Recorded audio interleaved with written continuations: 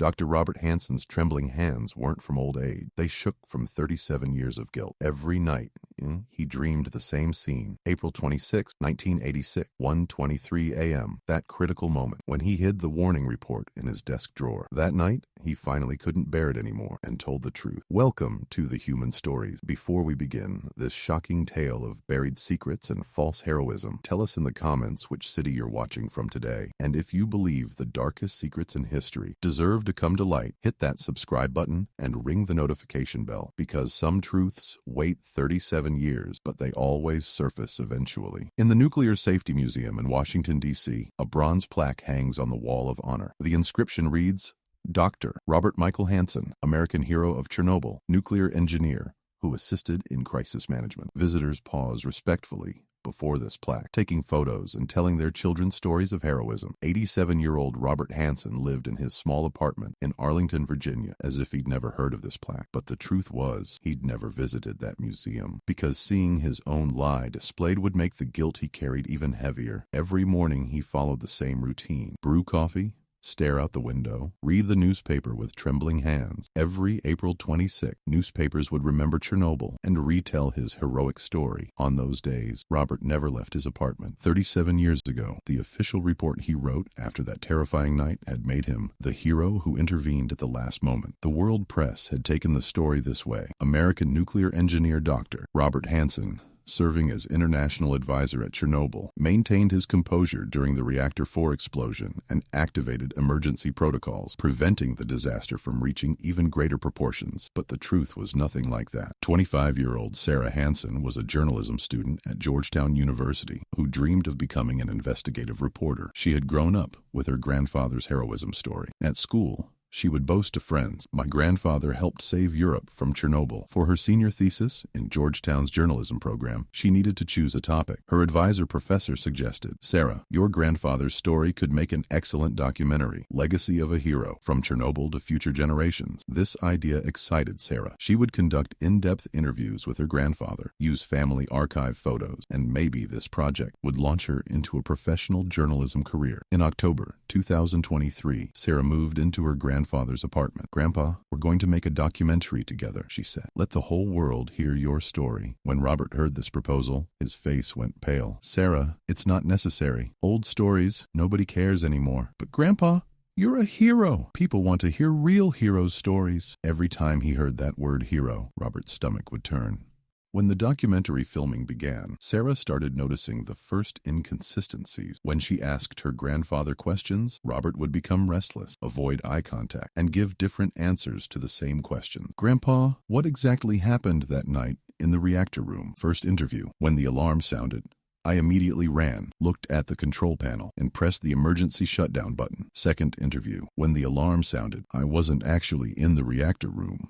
I ran there." Third interview: "Before the alarm even sounded, I had already noticed there was a problem." Sarah was taking notes, but initially attributed this to forgetfulness due to her grandfather's age. A more critical inconsistency concerned timing. According to official records, the accident occurred on April 26, 1986, at 1:23 a.m. But when her grandfather told the story, he said, toward morning. When she asked what time exactly, he would say, "I don't remember. It was very chaotic." The strangest part was this: Robert never mentioned the names of colleagues who died that night. To the question, "Who was with you?" he would give general answers like, "The shift team." Sarah applied to the Department of Energy Archives in Washington for more detailed information. While most Chernobyl documents were classified, some personnel records were available, especially for American advisors who were there as part of international cooperation. When she found the duty roster for that night, she was shocked. On the night of April 25th to 26th, there were 6 people on duty at Reactor 4, including international advisor Dr. Robert Michael Hansen, Chief American Nuclear Advisor; Dr. Viktor Semyonovich Volkov, Senior Soviet Reactor Operator; Dmitry Nikolaevich Kozlov, Safety Technician; Alexei Petrovich Ivanov, Systems Analyst; Mikhail Sergeyevich Orlov, Electrical Engineer; Pavel Dmitrievich Smirnov, Shift Supervisor;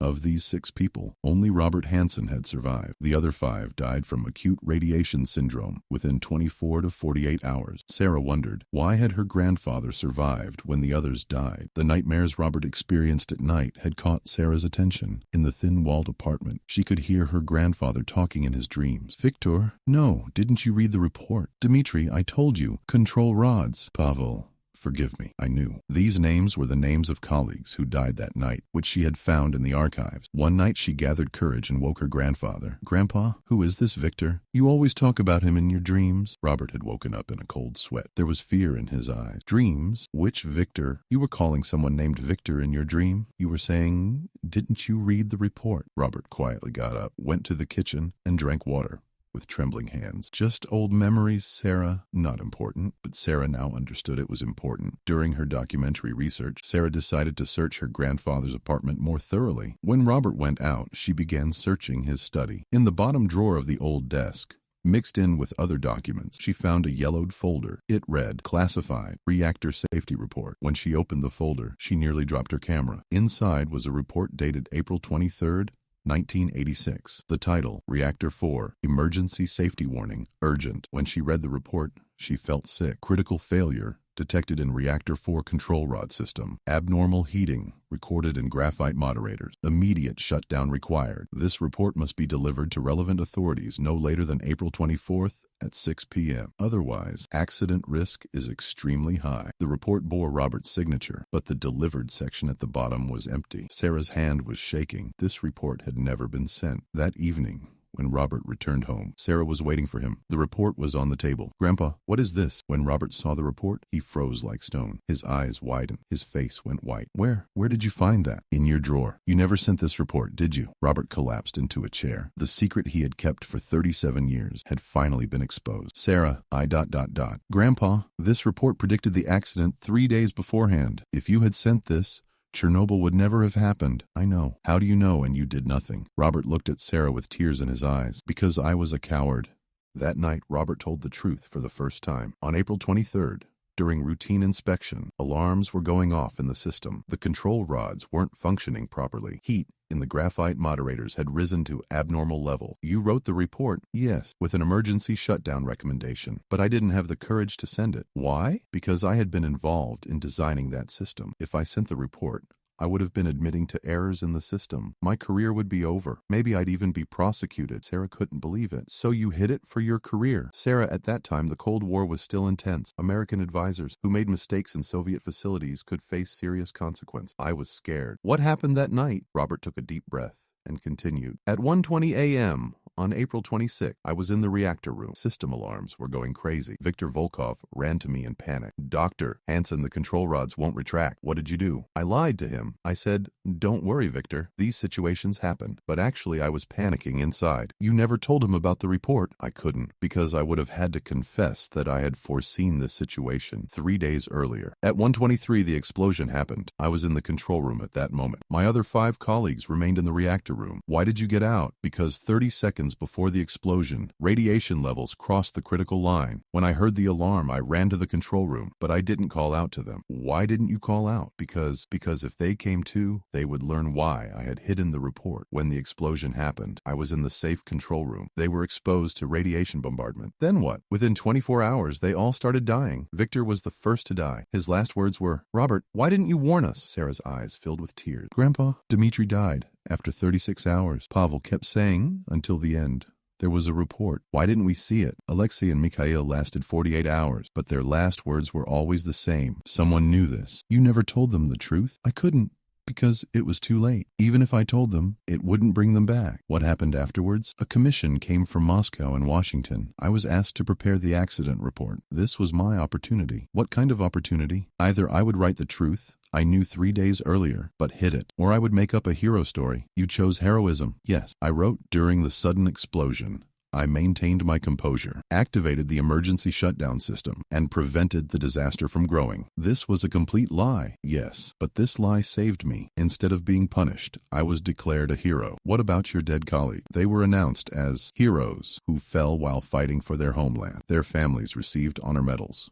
Grandpa, you've carried this secret for 37 years. How did you live? I didn't live, Sarah. I just breathed. I see them every night. Victor, Dmitri, Pavel. They all look at me. They say, why didn't you warn us? Could you ever live without guilt? I never slept peacefully a single day. Every April 26th, I get sick. I can never go to the Nuclear Safety Museum because I can't face my own lie. What about the medals? The awards? I keep them all hidden in a drawer. I never wore them because they don't belong to me.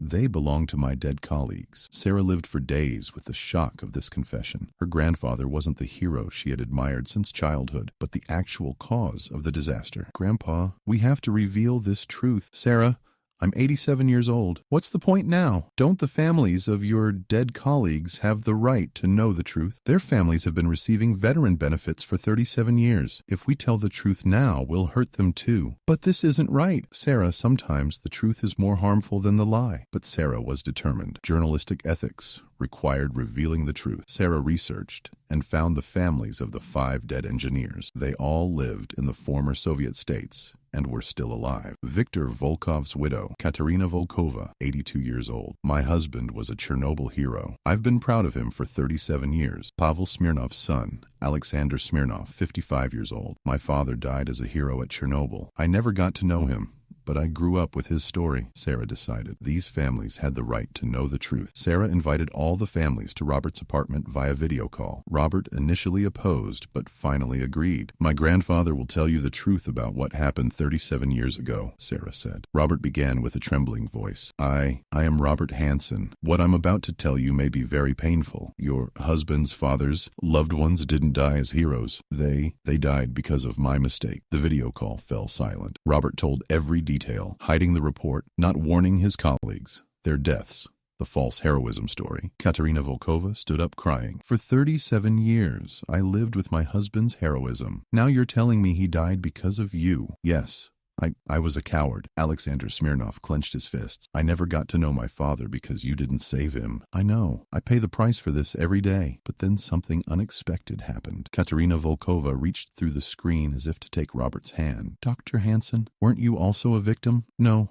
I'm guilty. You've carried this burden for 37 years. Isn't this also punishment? It won't bring my husband back, but your suffering for 37 years won't bring him back either. Alexander Smirnov also added, I missed my father, but the hell you've lived through for 37 years isn't insignificant either. When Sarah published the documentary, it created a huge shock in American and world public opinion. Robert's plaque was removed from the Nuclear Safety Museum. Honorary degrees from universities were revoked. Media ran headlines like Chernobyl's false hero, but part of the public also supported Robert. He was also a victim of the Cold War system. He paid his punishment for 37 years. After the confession, Robert's health rapidly deteriorated. He could no longer go outside, only sitting at home. But strangely, his nightmares had stopped. For the first time in 37 years, he could sleep peacefully. Sarah, telling the truth felt good. Now I can face them. Do you regret it? I regret hiding the report, but not telling the truth. In March 2024, Robert Hansen passed away at age 87. Thousands attended his funeral. Some came to curse him, others to show respect. His gravestone read, Robert Michael Hansen, 1936 to 2024, the man who found courage to tell the truth. The families of the 5 dead colleagues stood in the front row at the funeral. This story shows us that sometimes the greatest courage is telling the truth. Robert Hansen lived with false heroism